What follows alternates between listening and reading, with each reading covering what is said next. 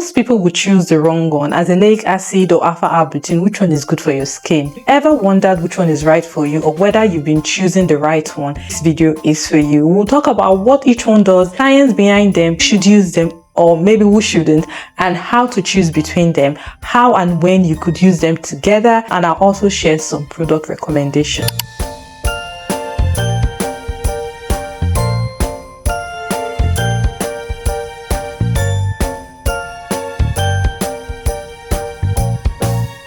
Hey guys, welcome back to the channel. If you're new here, my name is Oge. Thank you for stopping by. Today we're going to talk about azelaic acid versus arbutin. Which one is best for your skin? If that is something you're interested in, please go nowhere. Hit the subscribe button, give the video a massive thumbs up, and let's get right into it. Start with azelaic acid. I recently did a video on this where I went in depth about azelaic acid. If you haven't watched that video, I'm going to link it up here. Azelaic acid is a dicarboxylic acid naturally found in grains like wheat, rye, barley. It's used in skincare or dermatology for conditions like rosacea, acne, and hyperpigmentation. Azelaic acid has some specific way in which it works. It has anti-inflammatory and antibacterial properties, so it can help calm redness and reduce the bacterial load on your skin. And it also helps normalize what we call keratinization of the follicles, which means the rate at which new skin cells are formed on your skin, thereby helping to support clearer skin. Another way it works is by inhibiting tyrosinase, an enzyme that plays a key role in melanin production, and thereby helping to clear out post-inflammatory hyperpigmentation and helping to also even out your tone. Azelaic acid is considered relatively gentle compared to other many actives. It's quite suitable for people with sensitive skin or skin that is prone to inflammation. So in short, azelaic acid is almost like an all-rounder. It's good for clearing clogged pores,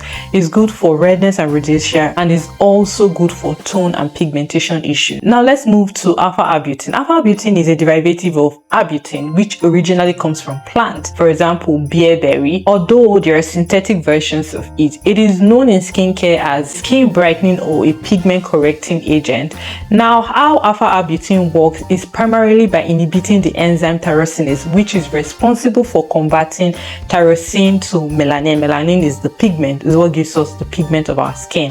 So by limiting tyrosinase activity, melanin production is thereby reduced. It also has antioxidant, anti-inflammatory support roles, although its main selling point is brightening and pigmentation correction. Now that we know the basics, let's compare where each ingredient excels and which one might be a better choice than the other, because the truth is many people will grab whichever is trendy without taking what their skin concern really is. That is, what is the root cause of their skin concern, and that's where the wrong choice can come in. Azelaic acid is great for acne or active breakouts because of its antibacterial and anti-inflammatory properties.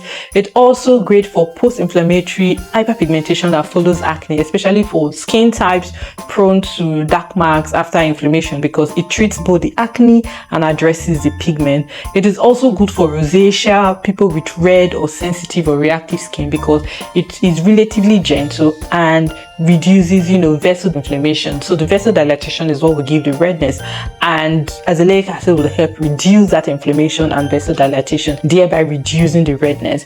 It is also great for skin with congestion and texture issues because, like I said at the beginning, it helps with keratinization, which is a rate at which new skin cells are formed on the skin. So it helps with that process, helping the process to become more normalized and more controlled. And an extra plus with azelaic acid is that you can use it even during pregnancy. Now that we know what azelaic acid is great for, where is azelaic acid less optimal? So if you have really pure stubborn sunspots or hyperpigmentation without much of acne or inflammation, now while azelaic acid would help with pigmentation, there are other options that would target the hyperpigmentation you're struggling with. Then if you're struggling with, or if you want something with rapid skin brightening or dramatic whitening effect, it works, but azelaic acid works, but it tends to be very moderate and it takes time. Also, if you're only looking for a brightening serum to even out your tone, no acne, no redness, and you do something that would increase your glow, there are also other more optimal options than azelaic acid. For alpha arbutin, it's best for people that struggle with uneven skin tone, sunspots, melasma, freckles, hyperpigmentation, because here the main issue is pigment and not active breakout. Alpha arbutin is also great for skin types that are more prone to pigment problems like deeper skin tones where pigment marks are a major concern. Now, people whose skin is pretty calm from an acne point of view but who are chasing brightness and even tone, alpha arbutin would be a great choice. Or if you want mild brightening needs with minimal irritation, alpha arbutin is also very great because it is gentle. Now, who is alpha arbutin less optimal for? Now, if you're struggling with active acne or active inflammatory acne, active rosacea, very congested skin with bacteria and breakouts, alpha arbutin wouldn't be the right choice for you because it doesn't carry that strong antibacterial benefits of azelaic acid. Now, if you also struggle with severe pigment caused by, the inflammation or scarring or textural issues combined, you might need more layered approach. And if you're expecting overnight clear brightening pigment correction, this will be the one for you because pigment correction takes time, and we know that consistent use, it can take up to 4 to 12 weeks minimum before you start to see results. If your skin is still breaking out and has visible inflammation or texture issues from clogged pores, then alpha arbutin alone would not be enough. You might need the broader benefits of azelaic acid as well. So they see acid and think, this might have a strong exfoliating or brightening effect, and jump on something like azelaic acid. But in case the only goal they're actually going for is something with gentle tone correction on a calm skin. If your skin is already pretty clear and you want to fade dark spots, azelaic acid will work, but it will work slower compared to a more specific toner or serum like alpha arbutin. There might be confusion because both ingredients claim to correct pigment. Yes, they both do, but why pigment exists, inflammation, sun damage, melanin overproduction, acne marks matters. So you have to match the root cause and not just the symptom. If the pigment is an aftermath of acne or inflammation, azelaic acid may be more appropriate. But if the pigment is as a result of maybe sunspots or uneven skin tone with maybe minimal breakouts, alpha arbutin may be the better choice. Written out a checklist that can help you decide between azelaic acid and alpha arbutin, or whether you might need to use both of them. Step 1, you have to identify your primary concern. Are you fighting active breakouts? Are you dealing with redness, rosacea, or clogged pores? If yes, you lean towards azelaic acid.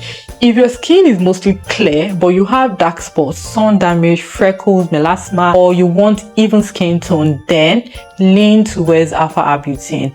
Or if you have both acne and now you have pigment and you still have some clogged pores, it is possible to use both of them, but this might require layering and a more caution. Step 2, consider your skin type and tolerance. If your skin is sensitive, redness prone, or easily irritated, azelaic acid might be the safer bet.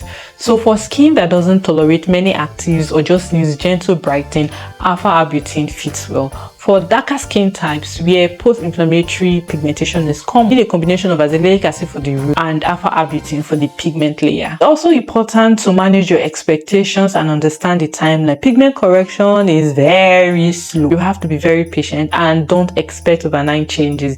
If you have acne, texture issues, pigment difficulties, you will likely work in phases. So first of all, your aim should be to improve inflammation, then texture, then you target the leftover pigment. So to do that, you need to set a realistic goal and track your skin over a minimum period of 12 weeks. Also, make sure that your routine is compatible with either of the two. Ensure you have a very good cleanser, ensure that you have a very good moisturizer, and you're using a broad spectrum sunscreen whenever you're using any active. For azelaic acid, you can layer it with other actives like niacinamide, salicylic acid, or very gentle exfoliant like mandelic acid, for example.